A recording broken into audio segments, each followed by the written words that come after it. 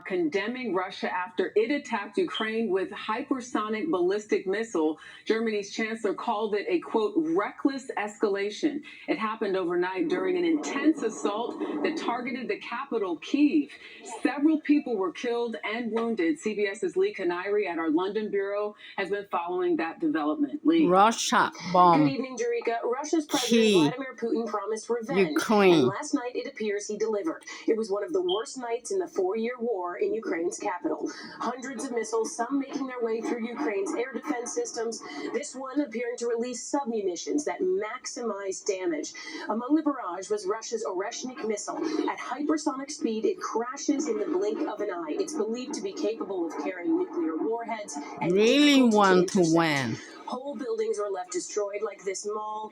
Apartment blocks, government buildings, and a water supply facility were also hit. Russia said the attack was retaliation following Ukrainian strikes on a student dorm last week that killed 21. Ukraine denied responsibility, saying they'd struck an elite drone command unit in the area. Ukraine's President Zelensky called on the United States and Europe to act. In recent months, appealed for more air defense systems, including American-made Patriot missiles. Stockpiles are under growing strain, Jerika, with the war in the Middle East and here in Europe. Lee Canary in London, thank you. There are new details after the latest incident of shots fired near President Trump's location. It happened Saturday, right before we came on air near the White House. CBS's Natalie Brand is there for us tonight. Natalie. Good evening, Jerika. This latest shooting comes 1 month after the White House Correspondents' Dinner shooting, and it is the second time in recent weeks when shots fired in the area has put the White House on lockdown. Bullet holes in office buildings on Pennsylvania Avenue and shattered glass at a museum across from the White House, all in a busy tourist area just across from the Secret Service checkpoint. It was scary.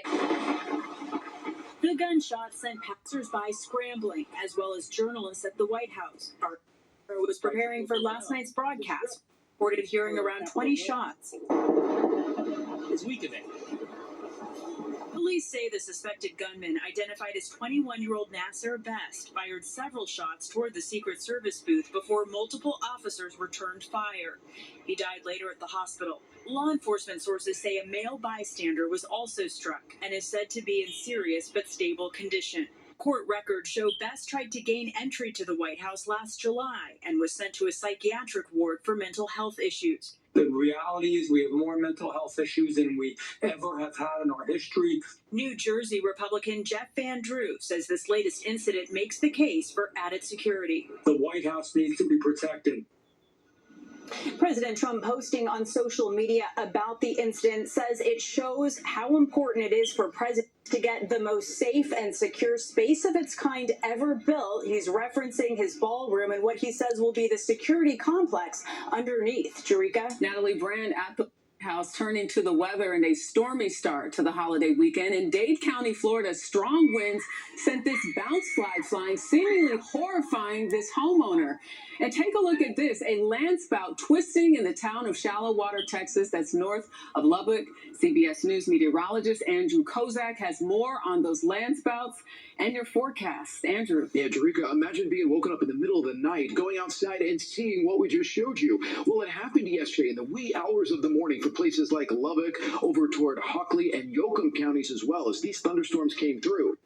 This is all part of a system that has produced severe weather, but these were landspouts, not tornadoes. There's a little bit of a difference. A tornado usually comes from a rotating supercell thunderstorm, strong gusty winds, damaging, of course, and comes down from the cloud, while a landspout is much weaker and forms from rotating winds on the ground. We saw the landspouts. We will, of course, continue to monitor these storms, but we're likely going to see less of a tornado threat as we head into the next few days and more of a heavy rain and flooding threat for the deep south and the mid-Atlantic as these storms now start to move across the east. An additional 1 to 2 inches of rain possible before the holiday weekend is up. So rain there for your Memorial Day, hot and dry for the Midwest, thunderstorms for the deep south, and rain starts to move back into the Pacific Northwest by Monday afternoon. Jerika?